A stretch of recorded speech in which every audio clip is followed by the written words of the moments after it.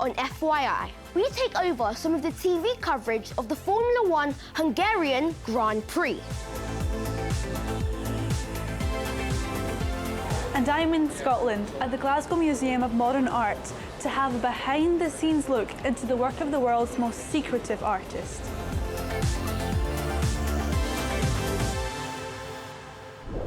Hello, this is FYI, the weekly news show where we bring you all the latest info on all the top stories. So last week we spoke to a climate expert about heat waves causing rising temperatures in certain parts of the world. And one of the worst affected areas has been the Mediterranean, where dry conditions and temperatures of over 40 degrees have caused wildfires in several countries, including on the Greek island of Rhodes. Thousands of children and families have now been evacuated from homes and hotels, and holiday companies are sending planes to collect British tourists and bring them home.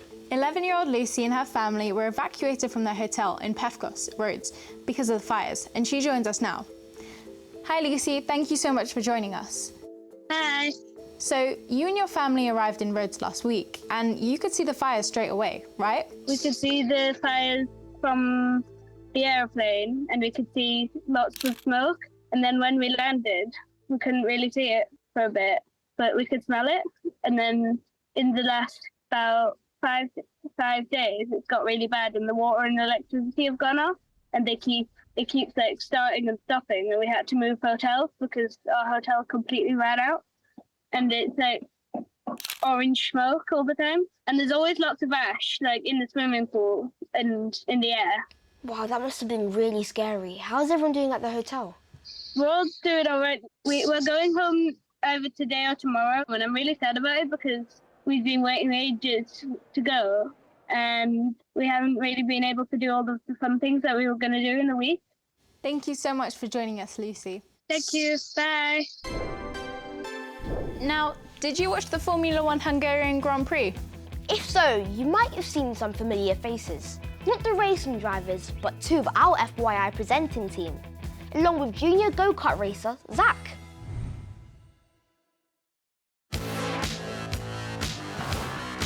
I'm Brayden. I'm Scarlett. And I'm Zach. And together, we're the F1 Juniors. Yeah, I know what you're thinking. What on earth are we doing at a Grand Prix? Well, here's the thing. Sky Sports have invited us to take over some of the coverage. Can you believe that? Well, not really, but we've got so many people we want to meet and speak to before the race gets going. So let's get on with it. First up, we've got an invite to meet 3 British-born drivers who are also great friends. When was the last time you guys were starstruck meeting someone? Ooh, that is a good question. I remember meeting Brad Pitt in 2015, and I wanted to take a photo of him, but I thought that's not very cool. So what I did, I decided to pretend to make a phone call and take the photo on the side of my. I've actually got a photo. That's quite smart. I've got it. Smart. What do you do to people who do that to you now? Do you think like? I'm like, mate, I know what you're doing.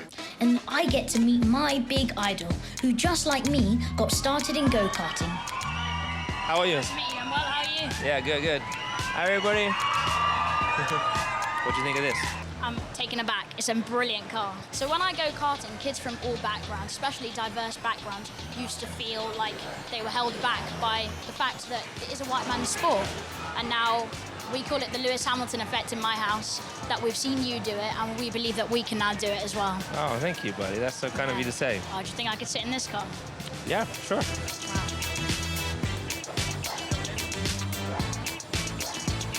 How's it feel, though? It's great. It's a lot more tight and compact. Seat's comfortable, right? Yeah, it's very comfy. You fit it pretty decent. Yeah, it's like I'm in a dentist chair. I might just leave you there. I might go home. In the qualifying session, to decide who starts the race in pole position, Lewis comes first. And guess who gets to present him with his trophy? What a massive honour. Interview's over, it's into the commentary box. Brayden, how you feeling? I mean, I have to say, being in with it all, it is my first time. It's getting busier and busier. And all you professionals at Sky Sports, you're so good. And I am a little bit nervous, I'm not going to lie to you. Nervous? That's an understatement. But as the race gets underway, we give it our best shot. It's lights out, and here we go. Oh, Max Verstappen with a very good start there. Hamilton trying to cover him off. Lewis Hamilton now swamped by Lando Norris as well. Verstappen goes for the lead into the first corner. Wheel to wheel here. Verstappen claims the lead from the very first corner, and from that point on, there's no catching him. As Max Verstappen takes the checkered flag, it's up to me to grab an interview. First of all, a massive congratulations. But do you think that initial overtake on Hamilton defined the whole race? I think it made my race a bit easier to have a good start and immediately go into the lead. To win here, 12 in a row for the team as well, I think that's pretty incredible. But at the trophy presentation, there's one last bit of drama. What did you do with the trophy, the most important part? Look, that's Max's. Mine's in perfect But shape. what happened to his trophy? Oh, I don't care. What happened to it? Everyone needs to know. It's broken. And who broke it? I did. How did you break it? Happily. That is terrible. He broke his trophy. Max put his trophy in the wrong place. It's Max's fault then, isn't it? It's Max's fault. What an experience they've had.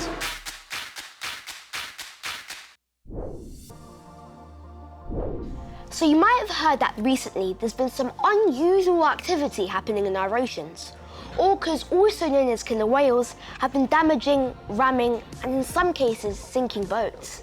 Yeah, so it all started back in 2020 in Gibraltar, and since then there's been more than 500 of these kinds of attacks recorded.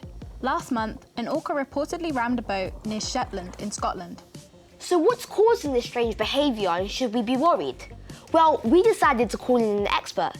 Lara Jackson is a conservation biologist who has been looking into it. Thank you so much for joining us, Lara.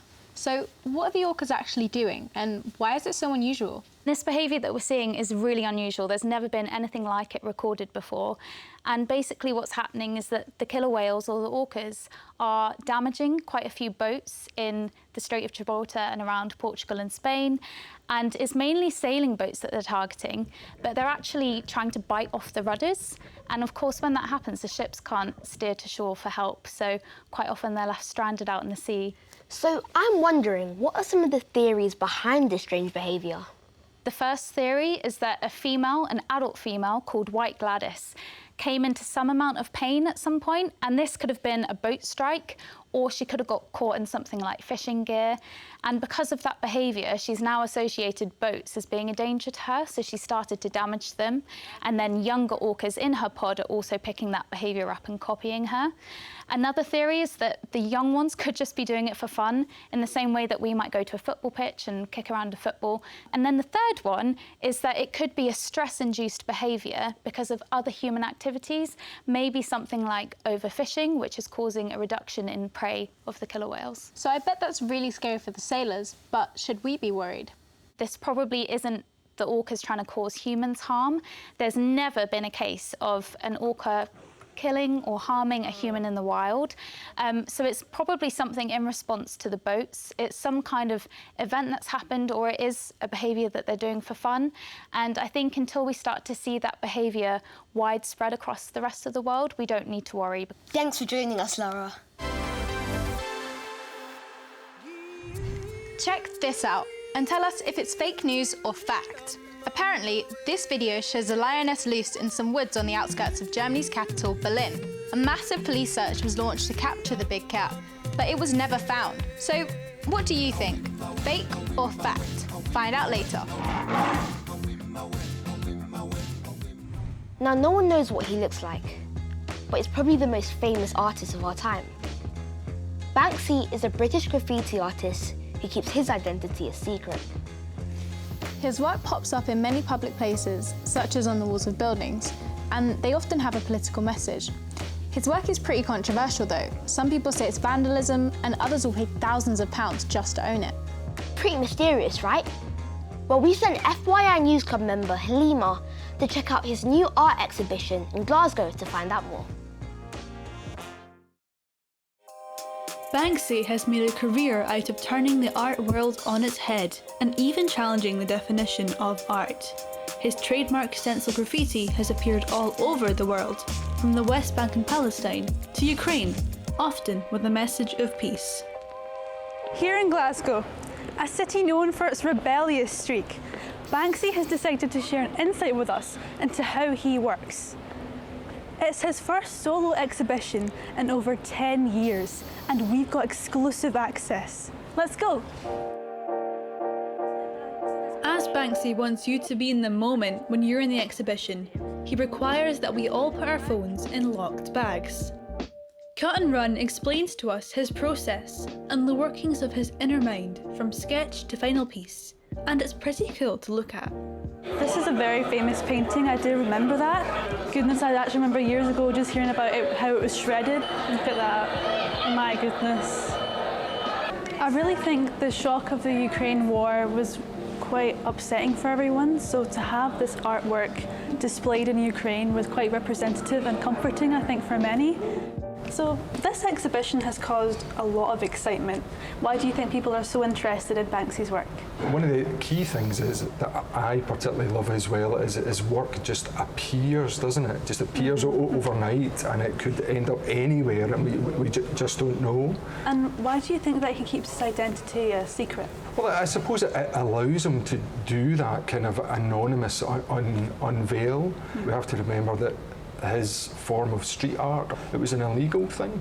Street art, graffiti in many places still is, if it's not on a legal wall. So what kind of feedback do you get from people when they leave the museum? Really positive, and I think one of the things is that lots of our visitors are having a kind of emotional response to it. There are some really hard-hitting topics that Banksy deals with. So why did Banksy choose Glasgow for his new exhibition? Well, apparently this statue has everything to do with it. We have an old Victorian statue of a duke on a horse outside our building here at Goma that always gets a traffic cone placed on his head. And Banksy says that's his favourite artwork in the whole of the UK. And I think there's a lovely parallel because that cone has been replaced continuously over the past 40 years. And it's done anonymously. Nobody knows who puts those cones on the statues. I don't know if we will ever know Banksy's true identity, but maybe that's part of what keeps him so exciting.